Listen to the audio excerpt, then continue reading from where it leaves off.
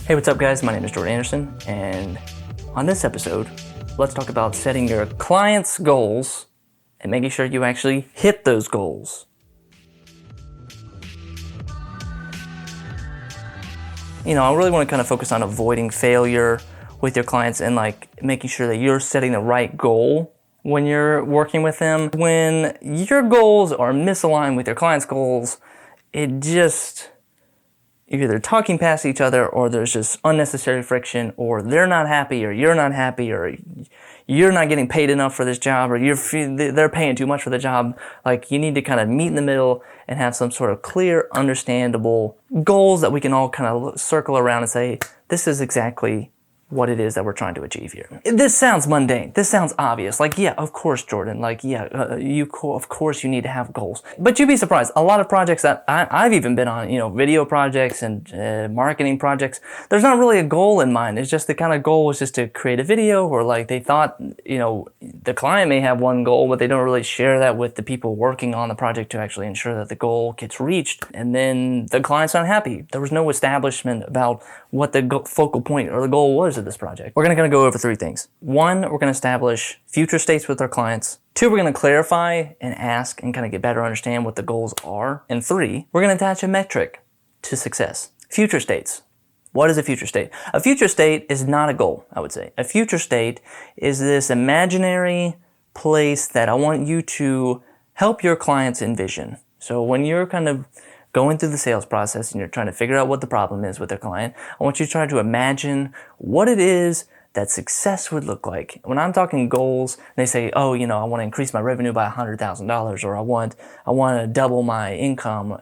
That is a goal. What are the effects of those goals being achieved? What this does, this kind of really gets the conversation started with the client, and they're kind of imagining, because maybe a goal is I want more money. And it's yeah, but what are you going to do with that money once you have it? That's what I want to figure out. I want to figure out, what are we doing? What does our life look like? How do we, when you wake up in the morning and you go to work and you work on your business, what parts are you happy about? What parts do you wish could be improved? I want you to kind of get them in that mindset, what would success look like? Because right now we can be very short term. We can just say this is the problem that needs to be solved, and we can't really think beyond that. The next part is clarifying and understanding the goals. Client will say I want to improve my SEO.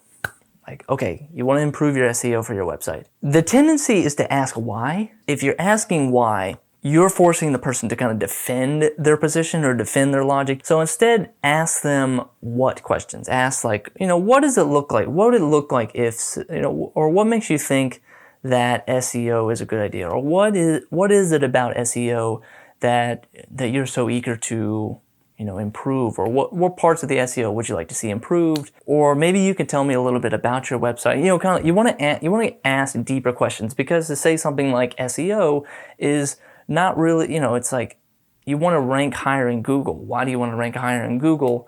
Oh, you want more web traffic. Oh, you want more inquiries. Oh, you want more people going to your contact page and filling out the form and becoming a potential client to yours. That's what you want. So you want, and the initial thing you want to say why? Why do you want SEO? Why? And it sounds weird, but just don't ask why. Ask what.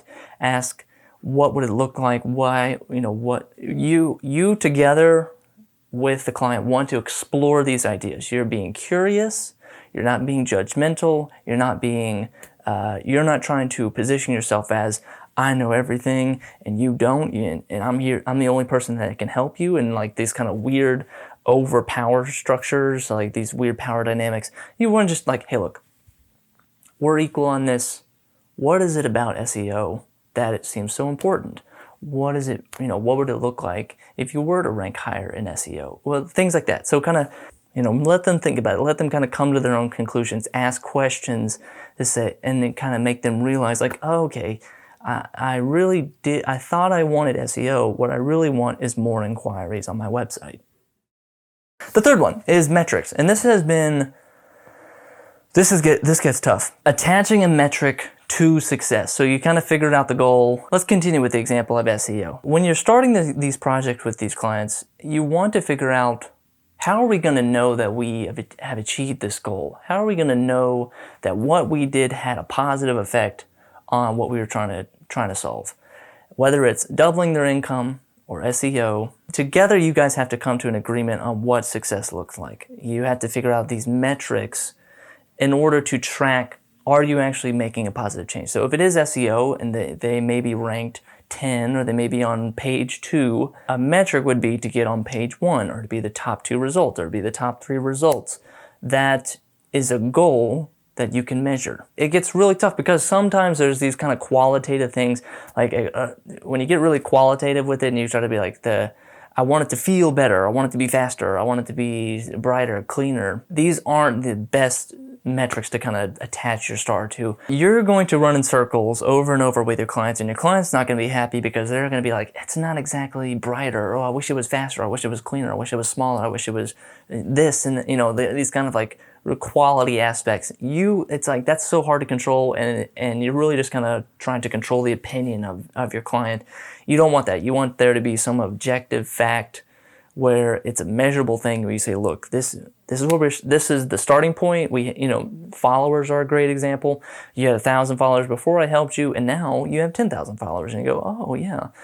It's going to take some thinking on this. You have to figure out what it is you can measure, because sometimes it is qualitative. Sometimes it is kind of soft and you're trying to capture smoke with your hands and it's kind of slipping through your fingers. You have to find something you can measure, because if you can't, then you're kind of setting yourself up for failure. You're setting yourself up for the client to not be happy, or you to just kind of either scope creep, or the project goes on way too long, or the client is not happy.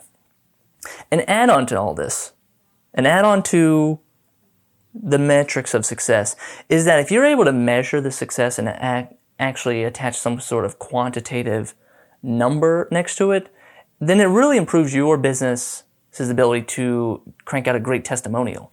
So if you are, for example, SEO, they were ranked number 3, page 3 or page 2, and you were able to bring them to page 1, now you can brag about that, and you can say, on either on your website, in your marketing, or when you're talking with your next prospective client, you say, we've had a project like this. We were able to bring this client from page 2 to page 1 to rank number 1. We were able to 10x our client's follower count from 1,000 to 10,000.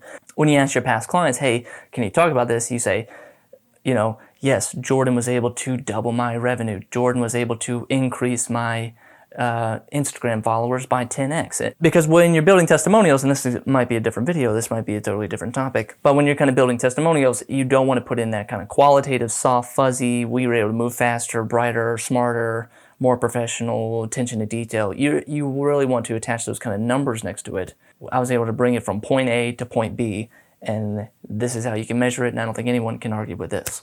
Yeah, it's really important that you guys kind of set up goals at the beginning of the project. It may seem a little arduous, it may seem a little bit, maybe even at times redundant or not even necessary because of the nature of the project.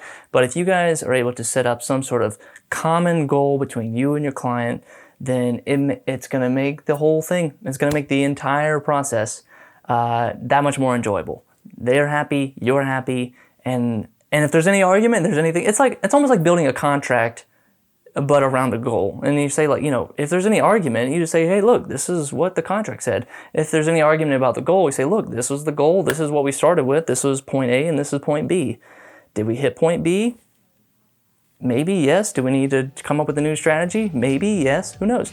Thanks for watching, guys. My name is Jordan Anderson. If you've made it this far into the video, I want you guys to subscribe, and I'll see you on the next episode.